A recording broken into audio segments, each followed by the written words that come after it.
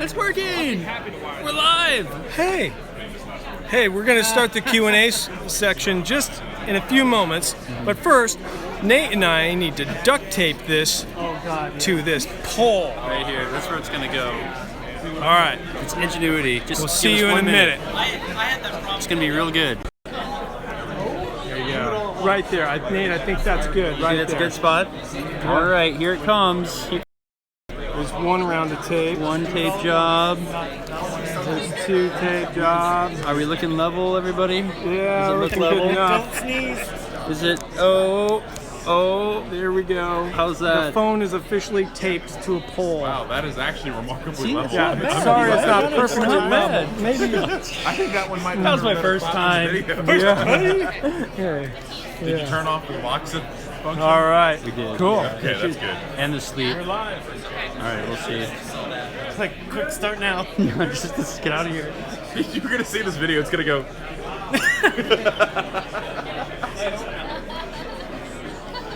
All right, nobody breathe. Pablo just trips over it. That's like you do realize that's like $300 vibe pod with like 30 cents. Grabbing some French fries. Yeah, I'm done.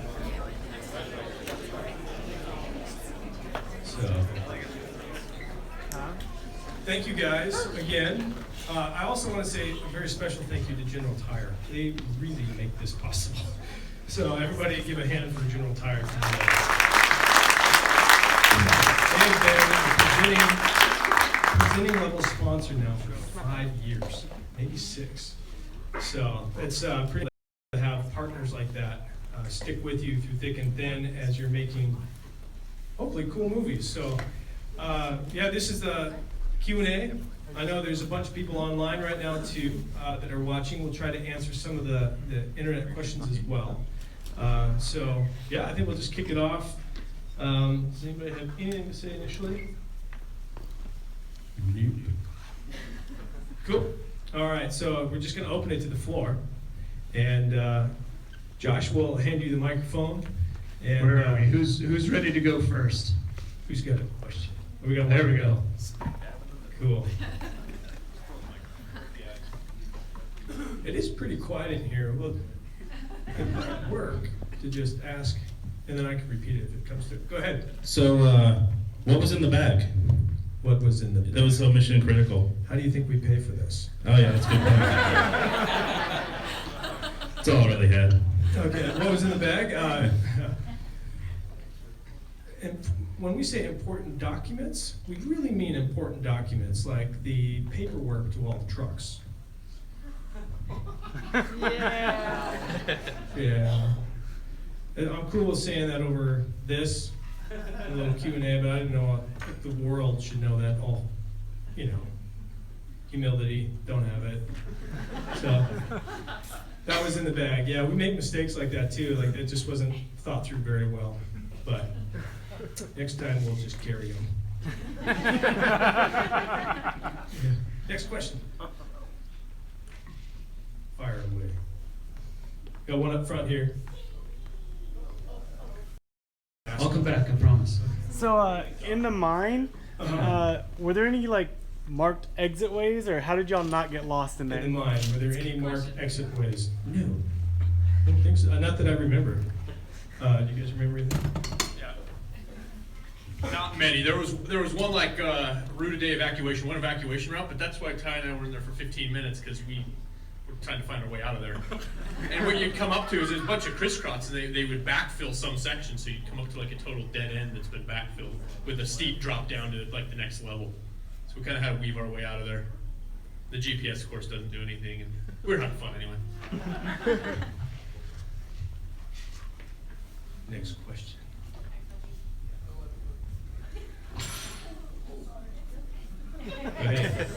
Again.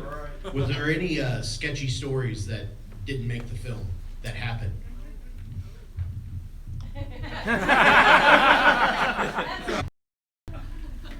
Choose your next words. No. We come across a lot of here's the thing about making movies. You can only capture what you capture, but we're living it 24 hours a day, 7 days a week. Your cameras are running a hundredth of that time. So in reality, these experiences are far greater in their depth, obviously. And through that, there are some sketchy situations that did happen here and there. But you know what it really comes down to? It comes down to the driving. The most dangerous thing we do, hands down, it sounds boring, is driving. But the passing, the intersections, the communication in the convoys, coming up to stuff in unfamiliar countries, the hard stops, that's really where most of those sketchy things exist. And just really not able to be captured because they happen instantly. So can you guys think of anything else other than that? Stay tuned. Stay tuned. Yeah, next question.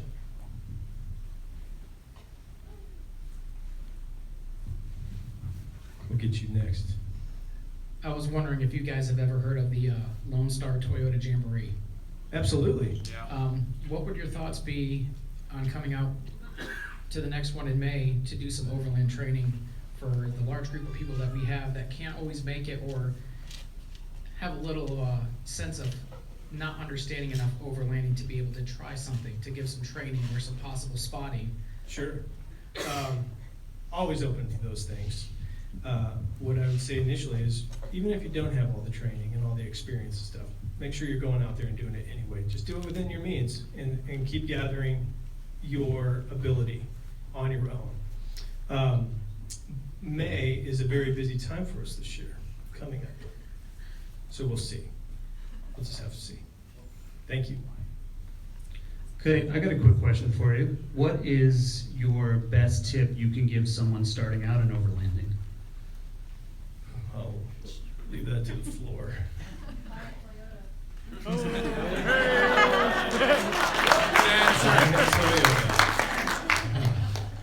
That's a loaded question. Any thoughts? Just go. Yeah. Just start. Yeah, just go. Let's give them our best.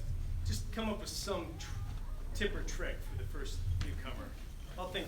You go first. Oh yeah, that's a tough one. Hand me the mic and say that. No, really, just go.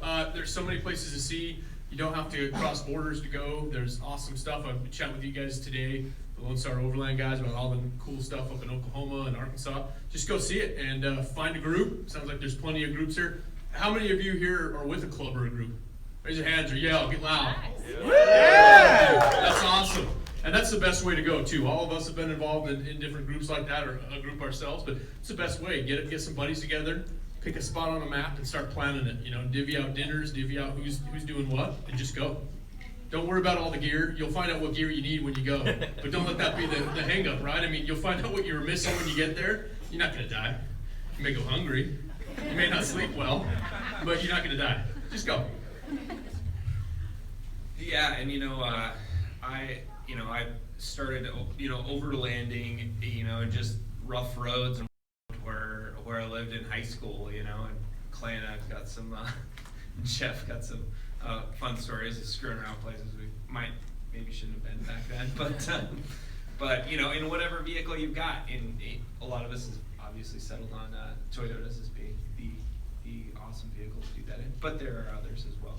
But yeah, just get out there, do it, and don't worry about breaking something, and just try to get home eventually and have a good time. That's been covered. It's gonna get tricky. Yes, I would say, I guess my little 2 cents to that would be is that it's really easy to jump on the gear train and just, I really want to get that, I really want to get that, I really want to get that, and you realize you're missing weekend after weekend after weekend of potential where you could have just packed up and went. Get what you got and go. Even if it's just you, get out there and adventure. And the more that you kind of hunger for that thing and you get out there and do it, those things will start to accumulate and you get to go and do what you want to do as time goes on. Guys, we got a question here online from Steve Jackson. I know we're just hitting in episode 1, but he wants to know who smells the worst. I'll take one for the team. Pretty bad. We didn't shower in that last stretch. Pretty funky in there. Yeah. Yeah, I think it was 14 days without a shower on the second half of the expedition. So yeah, me. We have a question up here. Oh, right in the middle there.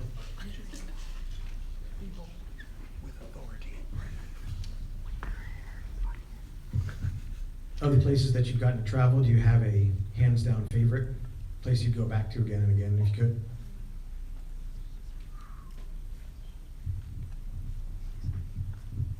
It takes a lot of thought. Mine would be Colombia. Honestly, I know several of us on the team have said this, and you'll probably hear us say it over and over again, but it was not what I was expecting.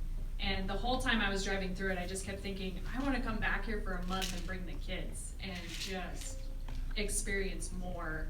The people are absolutely amazing, really friendly. Food is really good because that's really important, because overlanding is all about the food at the end of the day. And so, yeah, that was my hands down favorite so far. But yes. I'd add to that, how many people got a kind of a gut weird thing when we said that we would bring our kids to Colombia? Kind of second guess that thought. Raise your hands. Quite a few of you. I think that just goes to show that there is an inherent fear of some places due to what the news may kick out.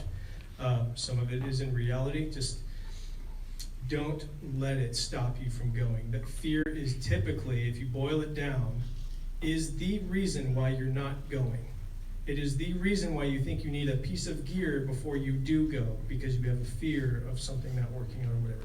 You have to overcome that on many levels, and if you will start seeing yourself go way further than you ever thought, because you're actually confronting fear and not entertaining what it brings to you. It's a major roadblock in overlanding. Get over it. So, any other favorite places? Jeff and I have completed the whole Pan American together now, so he's got something. That is a tough one. We've spent a lot of time in Alaska with Expedition Overland and then outside of it as well. So that's a favorite place for me. I love the mountains and I love being where that I have access to the sea. That was a great part about this trip. You get to go up to Alaska and it's a beautiful place, and then you get further to the southern part of the world and it becomes the same. So Chile, which you'll see a lot of that later, was a beautiful place for me too. We get to see mountains and coastline and all that there. And it's, those natural things that really humble you. Those are the kind of areas that I like to be in. So those are my two favorites. All right, guys, got another question over here. Okay, sign me up. How do you do this with kids? That is a great question. Oh boy. That's a really good Yours question. must not be as crazy as mine. Let's just. Honestly, we haven't done, to be very honest, a long expedition with our kids yet, because we tried to film with them once. A few years ago. We have that little family video. Eli's eating a taco and everything falls out. And oh my word, we were like, we need to wait a while before we try this again. But just camping in general and overlanding with our kids is one of our favorite things to do. If we can't do a long trip, we'll take the time we do have, a night, maybe 2 nights, grab our fishing rods and just go fishing and sleep outside. I think it depends on the age of your kids and what you are willing to go do. It's all about, at the end of the day, it needs to be, you hope it's enjoyable for all of you involved. And I know as moms especially, a lot of that falls on us. So for me, we would try it when they were little in different stages, and as they got older, Clay would maybe take the older ones and I'd stay home with the little ones. And then as they got older, we'd go out more and more, stay longer. So it's just trying, just see what sticks. The kids will have a great time no matter what you do. Yeah, I think with kids, one of the best things you can do is give them roles. They need jobs in camp. Otherwise, they're just kind of floating and getting into the wrong things, right? So if they have jobs and they're really good at this or that, your job is just to fill the water jug. It's simple. Then they start to have an ownership with camping. And then as they get good at those things, they gain more things. And then they start gaining confidence. and then it becomes easier, but you have to put your time in. If you expect to go camping initially with your kids and have it be a good time, that's the wrong expectation. So, but if your expectation is over time, this is going to be a great experience because they've gained experiences now too. It won't take long and before your kids are an asset to your camping experience before instead of a drag, you know. So that's the best shot at that I got. Yeah. You guys were talking about food on something like this. So Heather, how did you plan for this crew, not knowing grocery stores or what to bring and not get everybody food poisoning while you're down there? Yes, so this was my first expedition ever like this. I've done camping, but I've never done something like this before, so I was a little nervous, but I had Shelly and Ty at the beginning we just kind of planned out meals at the beginning that were deep, big pot meals that you could do and just cook a lot of food for obviously a lot of men that are hungry and it's been a long day. So we kind of just went through and just thought of ideas, and then Columbia was actually the easiest place to find food. The markets were really great, super great. And so in Columbia it wasn't that big of a deal because there was, you know, like Walmarts basically that we could go and get whatever food we needed. But as we got into Peru and Bolivia, it was a lot more difficult, and you kind of just showed up, as you will see in later episodes. You just kind of find what you can find and make what you can make, and so we did a lot of tacos and fajitas. It was really good to have like some extra noodles and rice just in our dry box, just in case for the nights you need hot dogs, because I didn't have energy to cook. But so just having a few extra meals, you know, if you needed on the fly. But it was definitely an experience, and it was good to go in with not knowing that you were going to be in control. And it was just like, well, I'll see what I can do, and that was an adventure in itself. So. I was wondering if you would please, starting with Nate and down to Kurt, please tell us what each of your roles were in the team. Everybody had their own unique skill set that they brought to the table. I'd like to hear how things went, and maybe a few people that are not here that might be able to fill in that gap too. Sure. Totally. Roles. Eric, as you can see right there, is running the camera. Him and myself were just basically carrying those around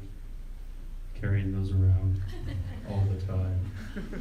And so that was kind of our role. We just like follow these dudes around and ladies, sorry, and just try to like capture stuff as it comes. And that's kind of the fun part of it is you never really know what's going to happen. But the hard part is also you never really know what's going to happen. So you kind of always got to have it with you, and it's like your little baby that you carry around for 3 months.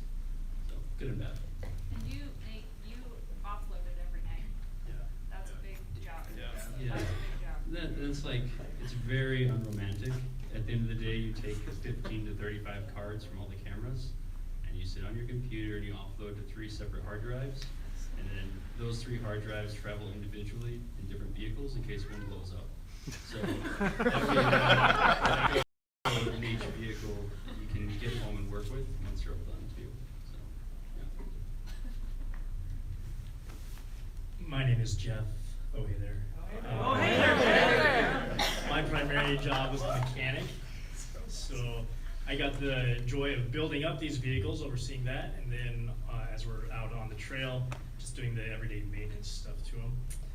I'd also like to point out that Ryan and Kurt are also great mechanics, so if things were really bad, I'd go to them for second opinions or get their ideas, or just say, hey, what should I do? And then also, Clay and I are both wilderness first responders, so I kind of take on the primary roles there for medical stuff, but Clay is equally qualified, and a few of us have some qualifications as well, so I'm just kind of having my eyes on that stuff as well.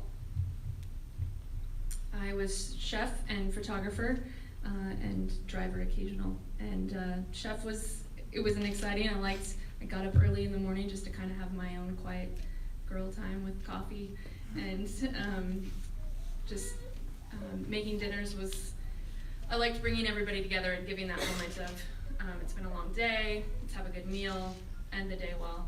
And then photographer, I'm not a professional photographer, but I love taking photos. So this was a great experience, and Clay has been a great teacher, and Nathan just kind of giving me different tips on cameras and stuff, and so I was pretty stoked with some of the photography we came with from this trip. She did a great job. Yeah, she did. It was quite amazing. Who are you? I was trying to find Blade Runner 2049. The food was good and it's kept eating it. So my primary, I guess my only function is to make the music. I've been doing that for, I don't know how long now. 5 years, 6 years? 23 years ago. So yeah, I do all the scoring and soundtracking. If there is no footage, I have to guess what it's gonna look like. Sometimes I get descriptions from Clay to make it sound like Pirates of the Caribbean, Terminator 2 Judgment Day, A Beautiful Mind, and Batman Returns. I'm trying to figure out what that means. That's what I do. Hi guys, I'm Will, and I'm the intern. So, for this episode, I did all the visual effects, like the car specifications and all the maps. And if it wasn't for Clay, I probably would be still living in a box. So, no, I'm just support college students now. I'm Rochelle. I am Clay's wife, the other half here. I do a lot of things. My main role on Expedition is driving. I love driving. And also helping cook occasionally when it's needed, and help out, fill in missing gaps where they're needed. If people just need a helping hand, I'm there to help out. I do all the accounting and raise kids and go on adventures. So. For me, Expedition lead, director, so I'm watching the camera guys, seeing what they're doing, figuring out story in my head, and trying to map the episode to the minute as we're traveling, and that pretty much consumes most of my time, and then working with Kurt on navigation so that we can figure out where we are in our timeline and days and struggles, etc. So, yeah. I'm Ty. My main role is security, and the big reason that we focus on that is so that these guys don't have to as much. I think security is everybody's role because we just always need to have our head on a swivel. But when it comes to just kind of going that extra level, these guys have gobs of other stuff on their plate. So I get to sit back and think of the what if scenarios and get to annoy these guys by like, oh, you know what, I think guys we should probably move back down to that other campsite. I know we're already stopped and ready to eat, but I think we should move. And so I get to kind of be the thorn in their on those things where they don't have to go that deep and think about those levels. And then I help out with meals while I'm there and driving as well. So. My name is Ryan, and I have, I guess, gathered a whole bunch of little blips of experience doing a whole bunch of different kinds of things over the past 15 years, but spent a year out of the country with the military, and then also lived in Kenya for a year, so I've got a fair amount of out-of-country experience, and then I absolutely love driving, especially in intense environments, so that's always a lot of fun. And yeah, I got a little bit of medical background through the military, and worked on a lot of vehicles in the military as well. So kind of just a bunch of different stuff that I fill in wherever I need to be. All right, my name's Kurt, and I do logistics, so navigation stuff day to day, where we're starting, where we're stopping, and then working with all our local guides in the country ahead of time. A lot of that was, months and months in advance to kind of have hard points to meet up with these guys and go do adventures. So I stare at a GPS most of the day and stress about whether we're going to get there or not. listen to punk rock music, and Ty drives me around. It's a good life. Yeah, there's other people here that aren't here. There's the Cahills. Cahills have moved on from Expedition Overland. They, Scott in particular, started a new company, and he works as programmer for some really high-end companies, doing a great job. He's living a good life over there. Steve is not here tonight. He's part of our team as well, and he's at his other job is director of sales at Mountain Khakis. So he was in his sales meeting this week, and then there's Toby. Toby's in Reading, doing a bunch of camera work. He wasn't able to join us this season, but yeah, I mean, we're just kind of all coming in and out with Expedition Overland. because it is a monster and it takes a lot of commitment from a lot of people. So as it goes on, people come and go, you know, but it's all good. So yeah, next question. Got a question up here, guys? Yep. This question's for Kurt. From Expedition Overland to racing the Baja 1000 to owning your own company to having a large social media presence and also having a family, how do you manage and prioritize your time? Mountain Dew. Copious amounts of it. It's busy, but I love doing it. I actually met Clay through a previous trip we were both doing called Expedition 7. It's also a Toyota Land Cruisers. We did a big trip with. And I told Clay that time, I said, if you ever have a seat, I've got a butt for it, man. I mean, count me in. So he did, and I had just finished that South America and Central America trip coming the other direction with Expedition 7, Central America. So I just said, if you need me, I'd love to do it. It's a sacrifice. My wife is right up here, kind of in the middle. There she is. She's the real winner here. She holds down the fort while I'm gone, and puts up with a lot of shenanigans too. That answer your question?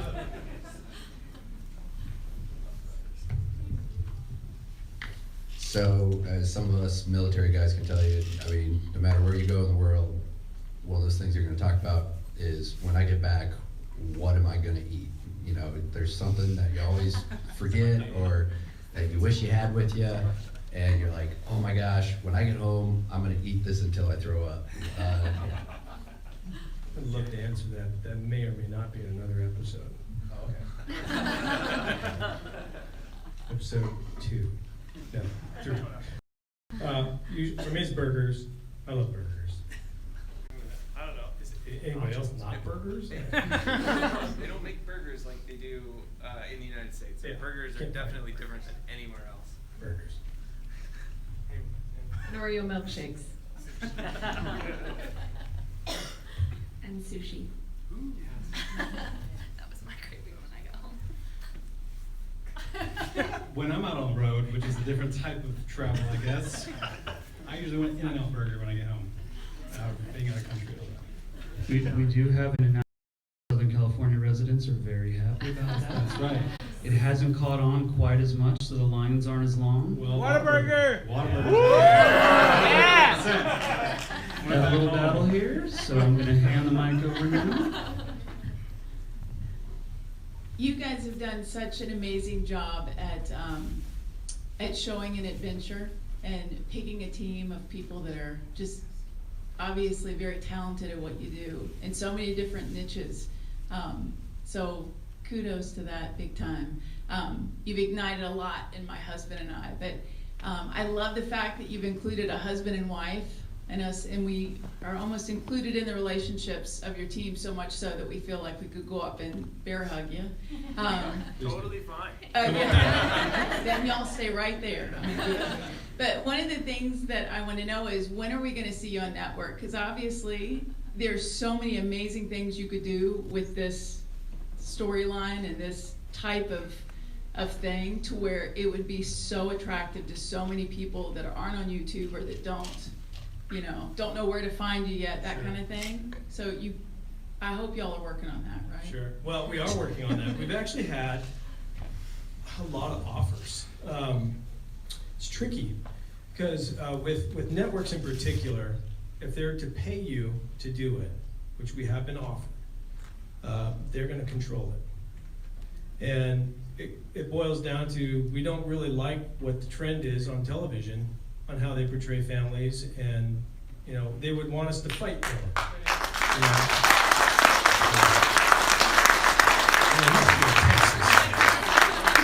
Yeah. So with that in mind, YouTube, as of right now, provides us with a platform that's free and allows us to make 100% control over the content that we make. It has come at a sacrifice, sometimes financially, sometimes in other areas too. But now we are always looking for platforms like Netflix and Hulu, things like that. But we're looking for strategic partners. We got a good thing going, and to go somewhere else, they better get what we're up to, and not really want to change it. So until then, we stay the course. So we got an online question here from the live feed. Okay. So Jump.AK says, what is your favorite off-road tool, most used / loved? So you might need to pass the mic around. Yeah, Max Trax. Max Tracks? Max Tracks. Problem with Max, right? No. Tell them why. You gotta tell them why. Anybody else? Anybody else? Max Trax and my tire pressure gauge. Anybody else? Well, He doesn't know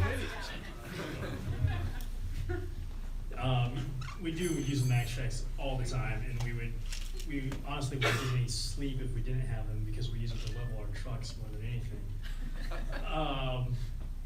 Man, every day I'm using, obviously for Toyota people, you use a 12 and a 13 and maybe a 17 millimeter socket, so I use those a lot. I like those.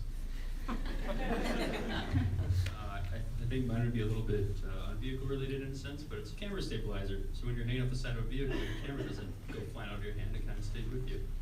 That'd be mine. Yeah. Okay, so my question is, when you're planning these trips outside of the area, outside of the country, what are the resources that you use to get connected with these people, to find these amazing trails, to film this amazing adventure, and what tips would you have for others that want to do something similar? There you are, right there. I was looking around. Great question. A lot of resources, a lot of different things. Some is being there before. A big one is just networking with people that have traveled there before us. Just friends, people on Facebook, different forums, clubs, and find that out. A lot of the people we met that we spent time with down there, we met either through the show, a handful of them were just friends of friends, and a couple of them were guys that I had emailed four-wheel drive clubs in their neck of the woods and just said, hey, we're gonna be down here, what can't we miss? I mean, what do we have to see? And more times than not, they said, we wanna show you, we'll come down and we're gonna show you. You're gonna see a lot more of that throughout the season of spending some time with folks. As far as like the actual tools we use, a lot of books, Overlander app, the HEMA app was for all our mapping. We kept daily logs on the HEMA of where we're at, where we're going, so used a lot of digital maps. Trying to think what other ones did we lean on a lot. It's probably the big ones right there. So we just started, you saw in the episode, we started with a map up at the HQ and laid out a map and said, here's the start, here's the finish, here's what we have in between, and kind of broke that down by the number of days and basically come up with a mile per day that we need to do. And of course, every day is not the same. Some days we did 18 miles, some days we did 800 miles. I mean, it was really different, but started breaking it down by day, and then we developed a calendar. With that calendar, that was kind of, look at that every morning and say, here's where we need to be, otherwise we're going to start really getting behind. And we had a couple of buffer days, in fact, a lot of buffer days, but you want to save those in case something cool comes up. And it did a time or two. That answer your question? Yeah. I would add to that too, that it's the store clerk, it's the guy at the checkout counter, it's the national park ranger that you're going by, it's the guy that's got another overland vehicle that's stopped in the same parking lot. You're asking, you're constantly being curious, perpetually curious, and using local resources to find out what's cool, because and it goes across the globe. The local's gonna know what's best, and a lot of times, like you said, they want to show you. That's the best. So every great road trip's got to have a good soundtrack. What was y'all's this time that's not Taylor Swift? No, Tay-Tay. Wait a minute. No, it's not. Wait a minute. New album? Not. No, that's okay if it is. She just launched a new album. Almost. 3 of them are already out. Just so you know. Pre-order, and you'll get them. They're great. Are you ready for it? I am. This is one of the names of the song. Not in my car. Yeah, highly depends on the vehicle that you happen to be riding. So like, Kurt and I are pretty big, Blink 182 fans, yeah. EX fans, and so yeah, It's music. yeah. So we've got a little bit different tone going on in our reviews. I would say that I think it really depends on just the day. I mean, we have thousands upon thousands of hours in there, and so any songs you're gonna listen to are gonna get really old. So the soundtracks vary from like some really like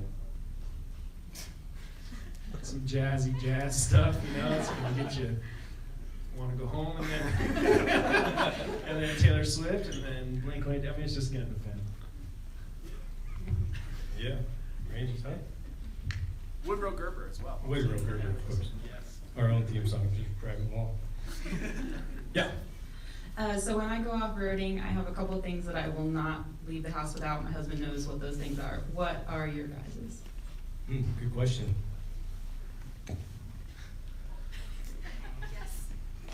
Sleeping bag. Had some cold nights. I don't know. Toilet paper, wet wipes, sleeping bags, gold bond.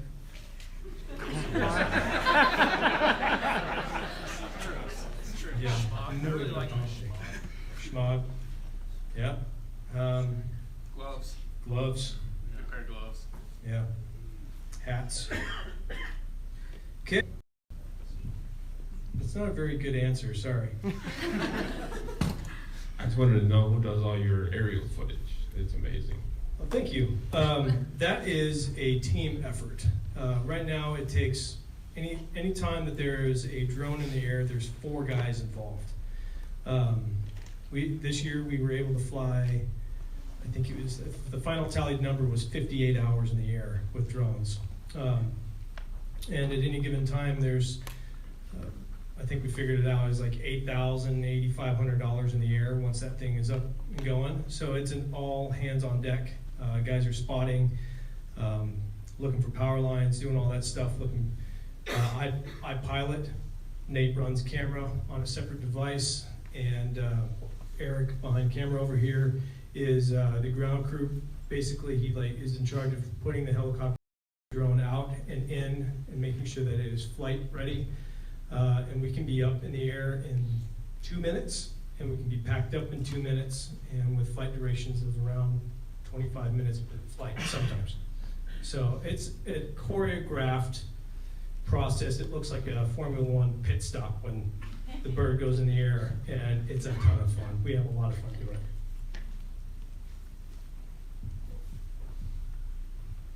I was fortunate enough to find you guys fairly early on. One video that sticks out is taking your trailer up a Jeep road through tight switchbacks. Mm-hmm. Have you guys thought about going back to some of those early trips with your experience now? And a quick follow-up, how many 10 millimeters did you start with? How many did you end with?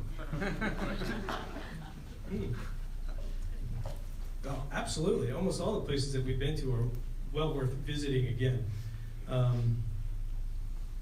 Have you done it? Yeah, since? I was up.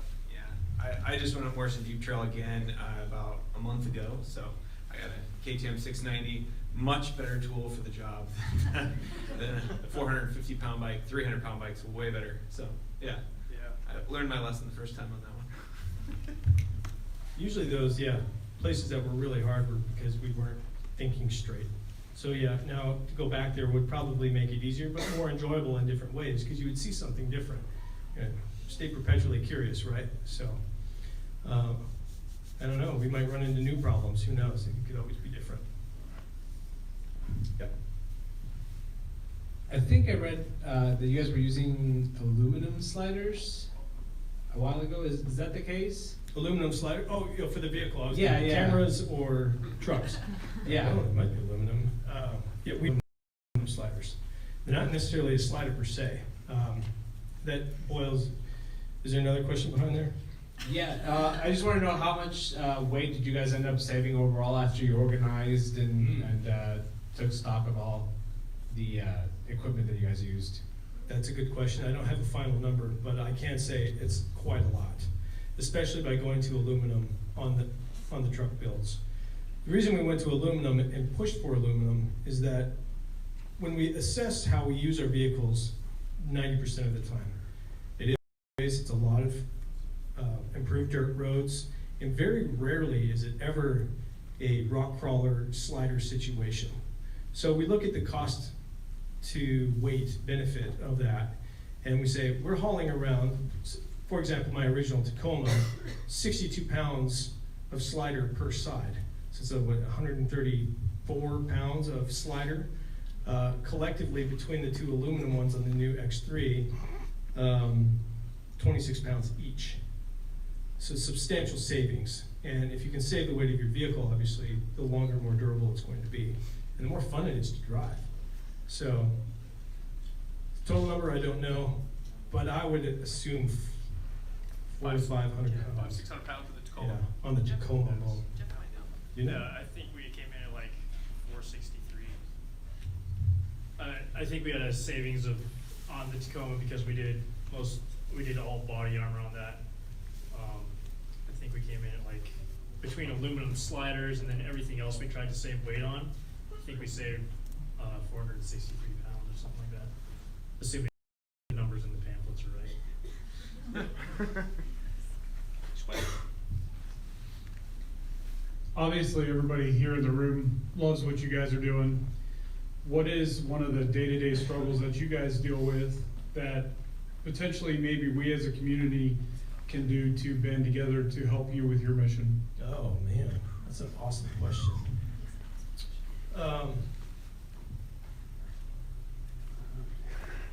Besides, like, you know, the obvious things of finances and things like that, we've worked real hard. We work really hard to balance out our life. I guess I'm talking for Rochelle and I because, you know, we're in it every single day and have ownership in it. You know, the best thing is encouragement. You know, like having you guys responding to us on Facebook with positive reinforcement. It says it's worth those tough days, right? And those tough days sometimes are every day for months on end as you're fighting for the next financing of the next project or whatnot. So the fan base coming back and saying this is worthwhile doing, keep doing it, is substantial. Can't ask for more than that. So, anything else to add? Thank you. Up here, guys. Okay.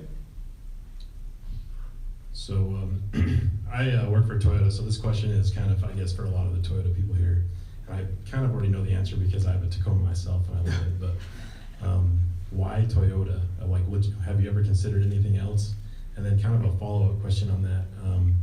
I've noticed, I've watched all of the seasons from the beginning with the 100 series and the first gen Tacoma all the way up till now. So what do you guys do with the old vehicles that you don't see in the episodes anymore? Sure. Toyotas. Why did we land on Toyotas? We're enthusiasts through and through. Reliability is ultimately the answer for me. Before I was overlanding and going really crazy places, we were going into deep backwoods areas or prairies in Montana, where if you break down, you're in trouble. You're in real trouble. So having that reliability and that comfort, knowing that you're going to get back is paramount. And then the accessorizability of it. You can accessorize it. That's what I mean to say. Which is really fun. It's part of the fun of overlanding is the gear, right? It shouldn't be all of it, but it is part of the fun. The trucks that have come and gone, most of them we've sold. This year, when Toyota supplied us with a new Land Cruiser, we were able to sell Apollo, and we rolled Apollo's finances into the budget this year to make ends meet. We've done that with the 100 series and the original Tacoma. The original Tacoma, we sold it, I forget for how much, but it was put into the bank and then we were able to buy the next one. And then we withdrew off of that before we had sponsorships with Toyota where they supplied us with vehicles. So yeah, we just have used them to fund the show, essentially. Clay, just to be a homer here for a minute, Yeah. Are you talking about resale value? Well, Josh, the reason that I would buy a Toyota is the resale value. You know that the FJ Cruiser is still one of the most highest ranked.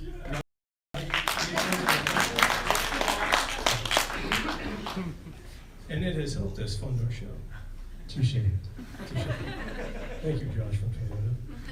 I just had a quick question about the logistics of shipping the vehicles. We kind of saw the back end and how it was cumbersome. What was it like on the front end, and what's the cost like for doing something like that? Heather handled all this. Do you want me to answer, or do you want to answer? Well, that's part of it. Okay. Honestly, a lot of I did a lot of research because Clay was like, "You gotta do shipping," and so I did a lot of research and hit a lot of walls. So we actually reached out to a lot of friends and looked for suggestions, and Sander was a friend suggestion, and there's no way we would have been able to do it without Sander. And so he kind of gave us a platform for or a formula of actually how to do the shipping, and he provided all the documents, and then we just kind of filled in the blanks. So without him, it would have been extremely difficult. But I did a lot of research on forums, and there's a Facebook group called what is it called, Kurt? Pan American Travelers. And there were so many comments on there about people that had people that want to share a container and ship them to Colombia. And there's forums all over the place to accommodate for people that want to ship vehicles to different countries. And yeah. Ready for the rodeo. Yeah. It's crazy. It's a really tough process. There's no way around it. You have to go into it head on. Like, this is going to be tough. We got to figure it out. And it is going to be expensive. Our return bill, we still haven't got all of it, but it's around $15,000 to get the trucks home. That's 2 high cap containers, and it was right around $13,000 to get them from Galveston to. No, 7,000 from Galveston to Cartagena. Much cheaper because we were able to go row on that, which is roll on, roll off. So yeah, we learned a lot, and it's a very involved process, but you can do it. We got time for just a few more questions. We have any more from the crowd? Bring them on.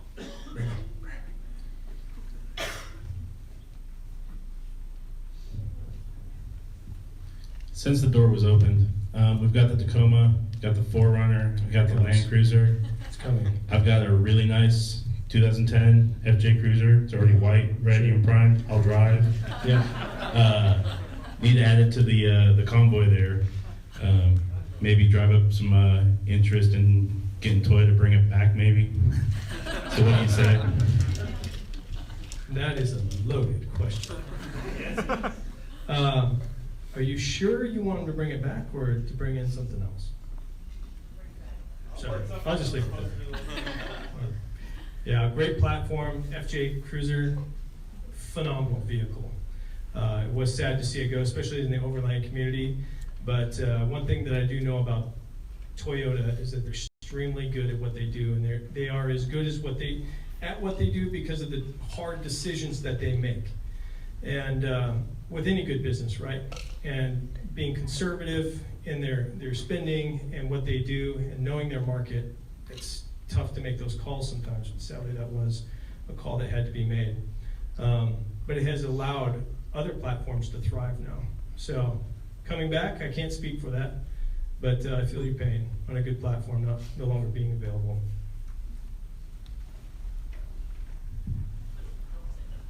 I'll stand up because I'm short. Only on one end. So a big fan of the series. I also like the mini series, the Hey There Jeff, the in the shop. Love the walk arounds of the vehicles. On this trip, from a medical standpoint, were there any major injuries, and if so, who was hurt the worst?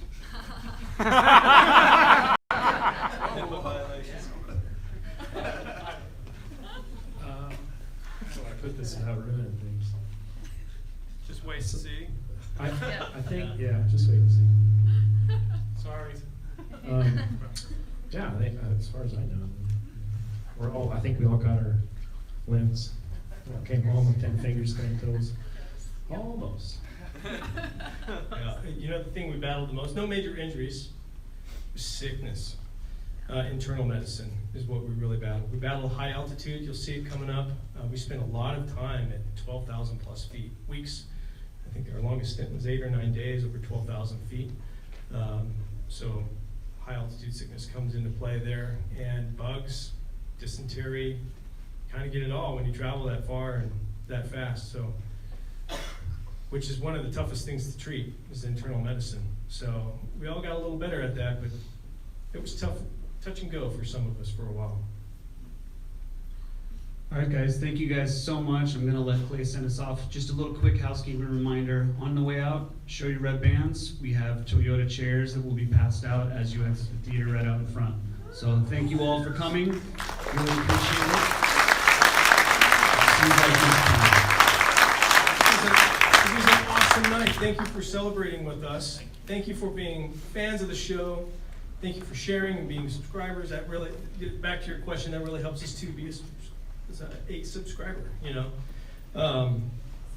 And then help us roll with the punches as we work our way through what is Expedition Overland. So thank you so much for coming, taking the effort, being here. In 2 weeks, on Friday night at 7 o'clock, in 2 weeks, episode 2 goes live. And then after that, every single week for the remaining 11 weeks, there will be an episode coming out. So enjoy your Friday nights with Expedition Overland.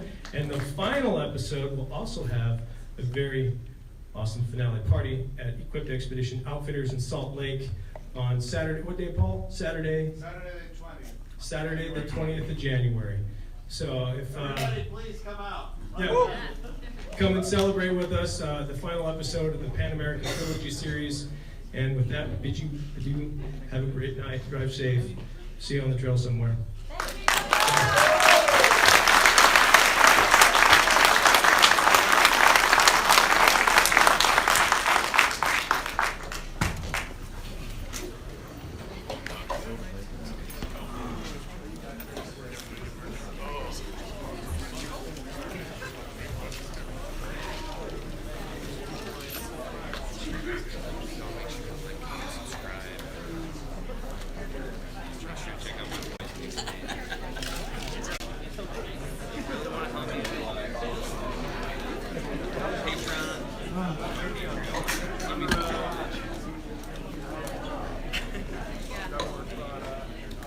There you go, running live stream. Way to go, Did it explode? I don't know. Is it still going? Maybe. It is. Says y'all's live. Yeah. Finish.